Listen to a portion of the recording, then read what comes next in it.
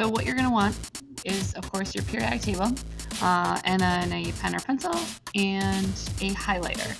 And what we're going to do is we're going to section off this periodic table, and I use it as just a good resource. So first thing we want to do is identify our periods and groups. Remember, periods go across. We have 1, 2, 3, 4, 5, 6, 7 periods.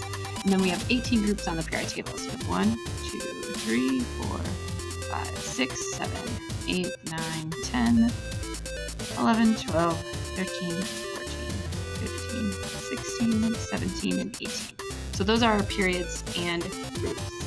Then what we want to do is identify the oxidation numbers. Oxidation numbers are going to be the amount of electrons that are either given away or taken in for an atom to be stable. So everything in group 1 has the same oxidation number, so it's a 1 plus.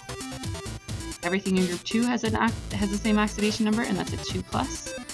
The transition metals, what you're going to do is you're going to look on the back of the periodic table. So make sure you label that.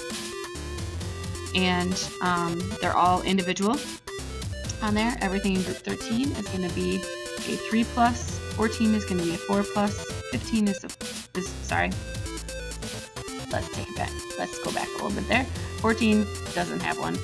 You're also going to see the back if needed. Then group 15 is going to be a 3 minus, 16 is a 2 minus, and 17 is a 1 minus. There is no oxidation number for group 18 because remember, those are already stable.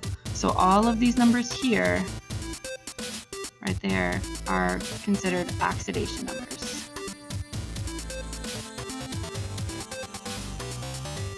Then the other part that we're going to identify on here is going to be our anions. So anions are going to be the atoms that take in electrons and become negatively charged. And we need to identify those. And so we're going to look at nitrogen, oxygen, fluorine, sulfur, phosphorus, selenium, bromine, and iodine. So these are my elements that will all take electrons. That's why they have negative oxidation numbers. And when we're naming them, these are all going to end in IDE. So make sure you change that suffix to IDE. We'll go through that a little bit more in part 2 of our ions video. But it's important to at least have some of this stuff identified on your table so that you can use it as a reference guide. Then when we go to the back, there's a couple other things we're going to identify on here. We have our polyatomic ions, and the names in the ion is listed right on here. That's pretty easy to use. And then the metallic ions. So these are transition metals. So like I said, we can't actually look at this and predict what charge, what oxidation number they're going to have. Instead, we have to look at the back. So we're going to look right on here. These are all given to you. It's just up to you to turn over your periodic table and look at it. Now there's going to be more that we're going to highlight on here, because when we look at this is nickel. You'll see that there are 2 options for ions. And so we have to be able to identify which nickel we're talking about. So anything that has more than one ion in it is going to be highlighted in here. The reason for this is because it forms more than one type of ion. Now notice these are all positive, so these are all cations. And these are all from the front of our periodic table. And these ions right here have a special way of being identified. And we're going to be using Roman numerals to do that.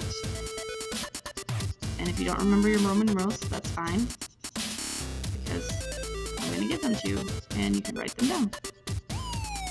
So I've highlighted all of the elements. There should be 20. So we have 1, 2, 3, 4, 5, 6, 7, 8, 9, 10, 11, 12, 13, 14, 15, 16, 17, 18, 19, and 20. So we've got 20 elements from the periodic table that need to use Roman numerals, and that Roman numeral will indicate which ion we're talking about.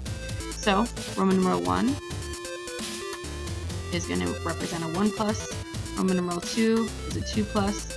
Roman numeral 3 is a 3 plus. 4 is going to represent the 4 plus. Roman numeral 5 is going to represent 5 plus. Roman numeral 6 is going to represent 6 plus. And Roman numeral 7 is going to represent 7 plus. That's the highest ion that we have. And so if you had to write out the ion for this copper 2 ion, so you'd write out copper, Roman numeral 2, and then that would indicate that that is the Cu2 plus and not the Cu1 plus. So you use that Roman numeral to let us know which ion it is. So now you should have your periodic table all set and ready to go. And you'll be able to use it in part 2.